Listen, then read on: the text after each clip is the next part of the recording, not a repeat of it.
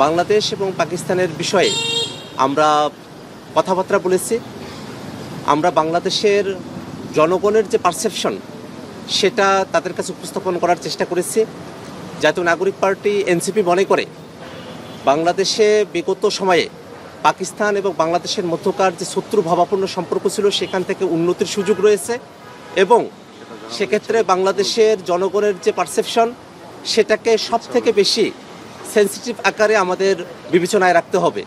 আমরা মনে করি যে বাংলাদেশের সাথে পাকিস্তানের সম্পর্ক বৃদ্ধির ক্ষেত্রে যে কোনো ধরনের সম্পর্ক বৃদ্ধির ক্ষেত্রে অবশ্যই 71 ইস্যু 71-এর ইস্যুকে অবশ্যই ডিল করা উচিত। আমরা সে প্রসঙ্গ তাদের কাছে উত্থাপন করেছি এবং বাংলাদেশের সাথে পাকিস্তানের শিক্ষায়, তারপরে অর্থনীতিতে এবং সংস্কৃতিতে যে সম্পর্ক উন্নয়নের জায়গাগুলো রয়েছে সেই জায়গাগুলোর বিষয়ে আমরা তাদের সঙ্গে কথাবার্তা বলেছি এবং একই সাথে সম্পর্ক উন্নয়নের ক্ষেত্রে কোনো ধরনের হেজিমনি যাতে কাউকে প্রভাবিত না করে, কোনো ধরনের বিগ ব্রাদার সুলভ যে আচরণ সেটা গোটা দক্ষিণ এশিয়া নিয়ে আমাদের যে চিন্তা যে গোটা দক্ষিণ এশিয়ায় আমরা যেসব প্রতিবেশী দেশগুলো রয়েছি তাদের মধ্যকার সম্পর্ক হবে ভ্রাতৃত্বের এবং তাদের মধ্যে কোনো ধরনের হেজিমনি, কোনো ধরনের আগ্রাসন, কোনো ধরনের আধিপত্যবাদী মানসিকতা থাকবে না। সেই বিষয়গুলো নিয়ে আমরা পারস্পরিক কথাবার্তা বলেছি। Thank you. একটা বিষয় আপনারা জানেন যে গত বছর একটা আমাদের সাউথ এশিয়াতে একটা যুদ্ধ হয়েছিল।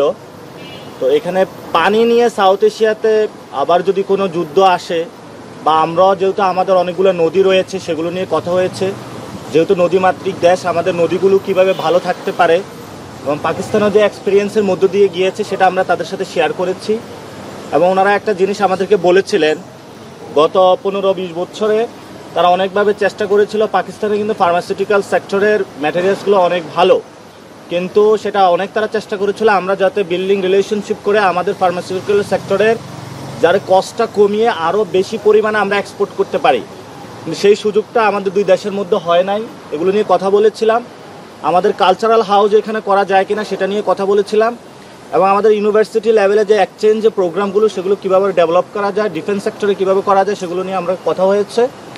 তো আমরা আমাদের যে 71 ডিলের যে ইস্যুটা আছে সেটা যেমন রয়েছে তেমনিভাবে এই দুইটি দেশের মধ্যে গণ অভ্যুত্থানের পরে 24-এর পরে কিভাবে হলো বাংলাদেশের সাথে অন্য দেশের ফরেন পলিসি হবে এটার বড় একটি আজকে মিটিং হয়েছে এবং সেটাতে আপনারা দেখেছেন পাকিস্তানের ফরেন মিনিস্ট্রির সাথে।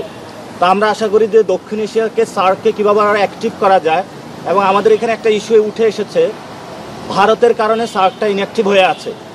সো আমরা পাকিস্তানের সাথে এই বিষয়ে কথা হয়েছি। পাকিস্তানও অলসো দ্য নিউক্লিয়ার স্টেট, সেখানে পাকিস্তানেরও অনেক এই সাউথ এশিয়াতে প্রভাব রয়েছে।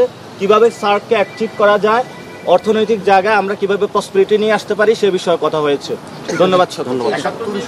আপনাদের যে প্রেক্ষাপটে আপনারা যা বলেছেন সেটাতে কোনো জবাব দিয়েছে? তারা তাদের পক্ষ থেকে যখন কথা বলবেন আপনারা তাদের কাছ থেকে বিস্তারিত জেনে নেবেন।